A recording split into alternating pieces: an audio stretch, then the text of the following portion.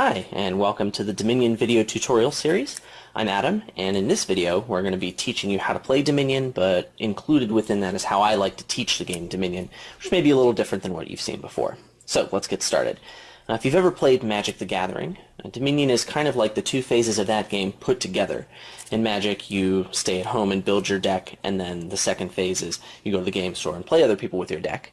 In Dominion, you are building your deck as you play with your deck.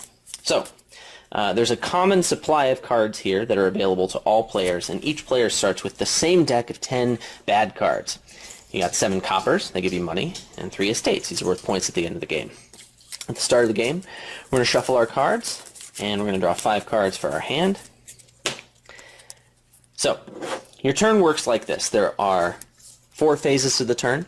The first one, A for action phase, we're going to skip that because we don't have any action cards in hand. You don't start the game with those. The second one is your buy phase. In your buy phase, you take all of your treasure cards, they say treasure at the bottom, you place them on the table, and you count how much money you have. Each copper is worth $1. It's in the middle here and also at the top corners. So I have 3 coppers, that means I have $3. When I have $3 in my buy phase, I can buy 1 card costing up to the amount of money I have.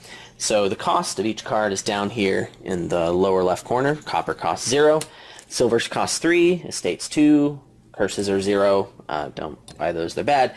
And then Village and Oasis here are also $3 each. So I could buy any of those cards if I wanted to. Anything more expensive, I need more money. Let's say I buy a silver. Costs 3, and when I play it, it gives me $2. Now, that was it for the buy phase. Now for the cleanup phase, everything, including what I played, what's left in my hand, the card I bought, all of it goes in my discard pile. That's the cleanup phase. Just everything goes into the discard pile. And then finally for the draw phase for D, the fourth, we draw 5 cards for our next hand. So I'm looking at these 5 cards for my next hand while my opponents are taking their turn, thinking about what I'm going to be doing. So let's say my opponent takes their turn, and now it's my turn again. Let's do it again. Action phase, no action, so I skip it.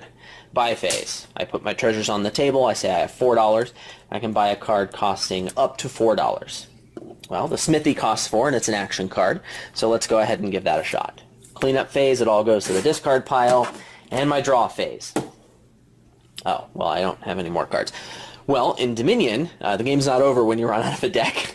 Instead, whenever you need to draw cards and you don't have any cards to draw, you take your discard pile, you shuffle it, and then that becomes your new draw pile. And then that's your new hand.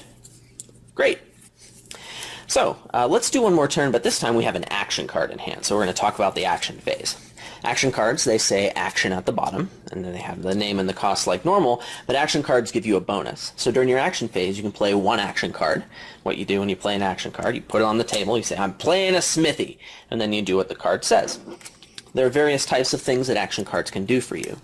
Whenever an action card says plus cards, that means you take that many cards from your deck and you put them in your hand.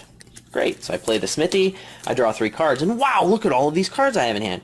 I have $7. That's like $1 million. It's super great. So Smithy is great for when you want to draw a lot of cards. Good times.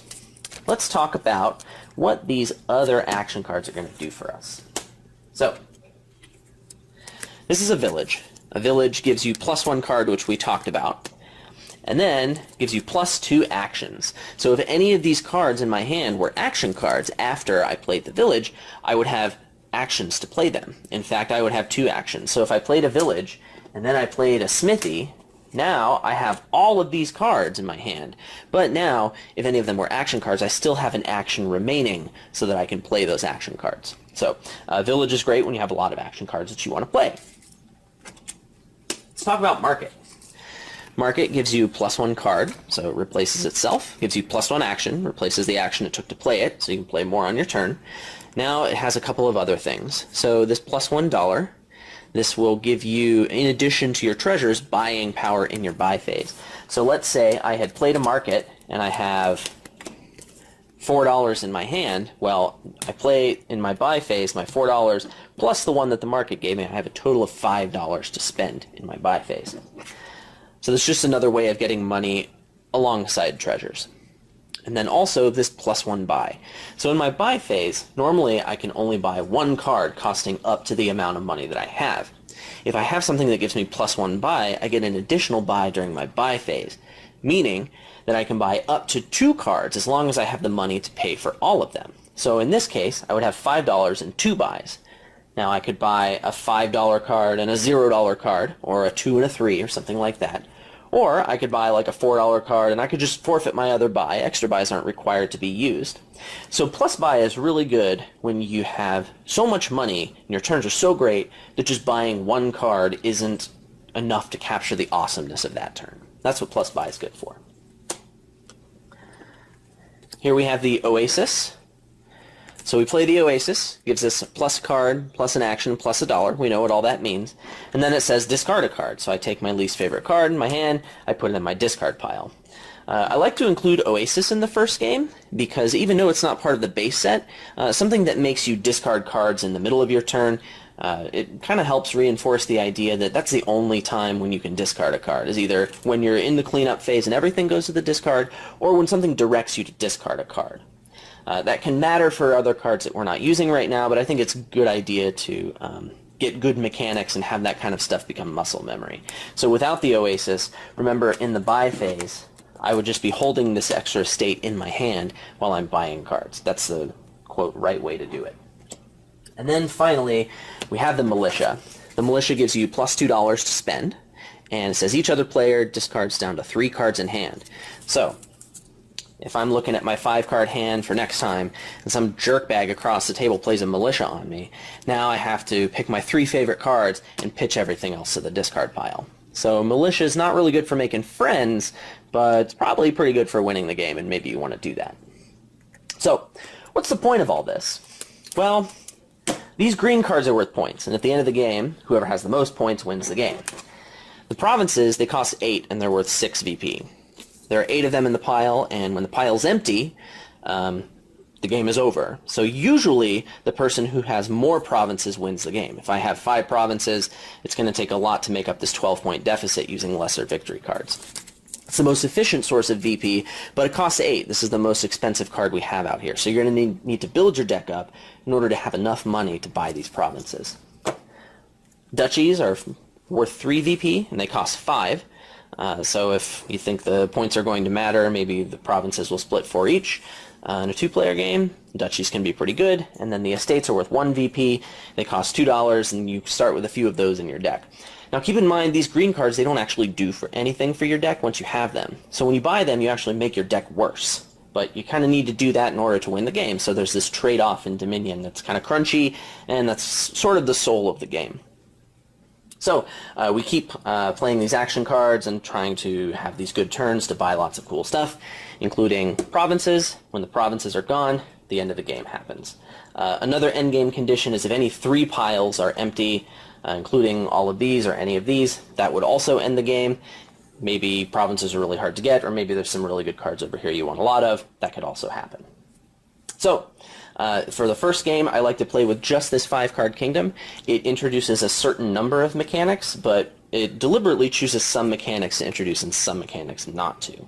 If the person you're teaching is an experienced gamer and is comfortable with a lot of new mechanics, go ahead and throw in a full kingdom of 10 cards, and I'll have a suggestion for 5 other cards and new mechanics to introduce as we do that, which I'll go ahead and do now. So Workshop is an action card. Cost 3, it says gain a card costing up to 4. Normally the only way we could add cards to our deck is in the buy phase by buying them.